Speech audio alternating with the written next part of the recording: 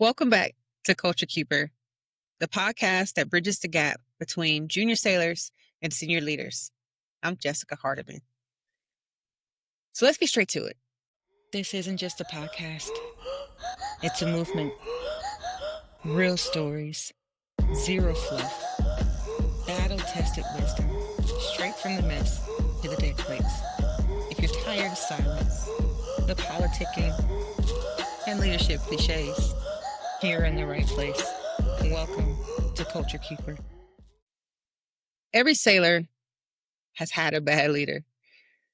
Some of you are serving under one right now. Maybe they're toxic, quick to humiliate, slow to help. Maybe they're absent, ghosting the division unless something goes wrong. Or maybe they're just weak, dodging hard calls and letting standards slide. Here's the truth. Bad leadership doesn't just test your patience, it tests your character. Early in my career, I worked for a leader who would disappear for hours and then reappear only to get in our asses about stuff. No guidance, no mentorship, just absence followed by explosions. And I remember standing in a passageway one day thinking, if this is what leadership is like, I don't want it. And that season was extremely tough. And it didn't have to be. But it forced me to make a choice. Like, do I complain about it and grow bitter? Or do I grow myself into the leader I wish I had? But here's the thing, and this is important. You don't have to suffer in silence. Too many sailors think they have to eat it, and you don't. Yes, there are bad leaders, but there are also resources. Real people in your command right now whose job it is to listen, to protect, and to help. Your chain of command is one of them. Your chief, your DIVO, your departmental LCPO, your department head. Give them the opportunity to show up for you. You also have your chaplain. Our chaplain force is amazing. They have access to everything. The awesome thing is when you're sitting in this room across from them, there's no frank, there's no judgment. It's confidential. It's help. It's a listening ear, and it's pointing you in the direction of resources. You also have your semio. Every command, right, has a semio representative. Use them. Talk to them. The expectation is that you aren't an expert at identifying all these things and what's going on, but you bring your questions and your concerns to the subject matter expert, and they help you to navigate that course. And then, of course, I have, your command master chief. Our job is to be the bridge that connects. My hope for all commands, but definitely at any command that I am at, is that my sailors feel safe, they feel seen, they feel heard, and they feel valued and are in an environment where they can thrive. And if any one of those four isn't happening, tell me, right? Tell your CMC. Give us the opportunity to try to fix it. I've had sailors walk into my office after months of silence. And you know what they say? Well, Master Chief, I didn't think I could bother you. Let me be clear. You are never a bother. That is our job. But more importantly, that is our calling, to be of service to our sailors. Give us the opportunity to show up for you. Now, if you tried those things, or maybe you're not comfortable going down those avenues, you do have the handy dandy seal suggestion box as an option for you as well. My hope is everybody's implemented, right, their electronic seal suggestion box that allows for you to scan the QR code and you can put suggestions in right from your phone. I would challenge you, right? If you're putting in a suggestion or you're listing out an issue or a concern, put your name on it. Why do I suggest that? Because what I would say is adding your name to your comment, it gives the CO identification of who to respond to. When we get, suggestions and they're blank, obviously we give a general response. But imagine how much deeper into the conversation you could get being able to have the CO have an answer for you, or maybe have some follow-up questions and be able to have that conversation with your commanding officer to voice your concerns. Maybe that pushes the needle of change just a little bit further. I don't know. But hear me now. Reaching out is not a weakness. It's leadership of yourself, because you don't get extra credit for suffering in silence. And while you're reaching out, here's another side of the coin. What you can do personally so you don't fall into the bitterness while you're waiting for the system to catch up. Now, you don't get to pick who leads you, but you do get to pick how you respond. You have a few options. Option one, you can complain. And listen, I know it may feel good.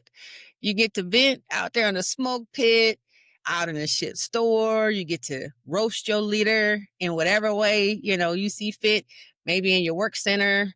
And you tell yourself, I'm just getting it off my chest. But here's the problem. Complaining doesn't just make them look bad.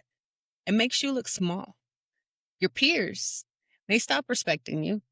Your sailors may stop trusting you. But there's another option. You can grow. And this is the harder road, because you take that pain, that disappointment, whatever emotion you want to attach to it, and you turn it into fuel. You sharpen yourself and you choose that credibility over that bitterness. Here's a line I want you to remember. You can't control who leads you, but you can control how you lead yourself. And the question becomes, how do you do that? How do you keep yourself sharp when the leadership above you is falling apart? That's where survival strategies come in. 3 strategies, simple to say, but hard to live. Number 1, own your lane. When leaders above you are chaotic, your lane becomes your credibility. Run your quals, nail your watch, execute your tasking with precision. Sailors notice, other leaders notice. Trust gets built even if your immediate leader isn't trustworthy. Number 2, find mentors outside of your chain. If your LPO or chief won't invest in you, don't sit around waiting. Go sideways, go up. Seek out another chief. Look for a senior sailor who carries themselves in the way you want to. Mentorship, it's not something you're owed. It's something you go after. And while you're at it, share your challenges with them. Give them the opportunity to show up for you as well. Number 3, model the leader you wish you had. Now, this one can sting because it forces you to lead above your pay grade sometimes. Don't mirror the toxicity. Don't match the apathy. Every day, decide, I'm going to be present. I'm going to be professional. I'm going to set the tone. I had a leader once who loved to tear sailors down in public. And boy, I can't tell you how many times I wanted to match that energy. Oh, I wanted to match that energy, but I couldn't, because it's not who I am.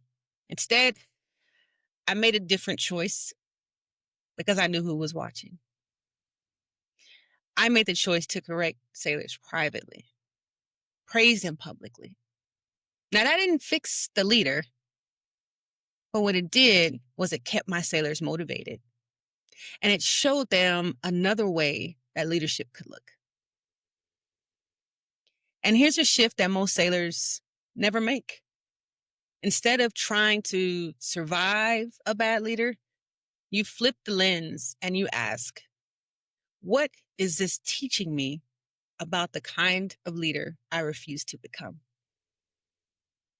because even bad leaders teach you something.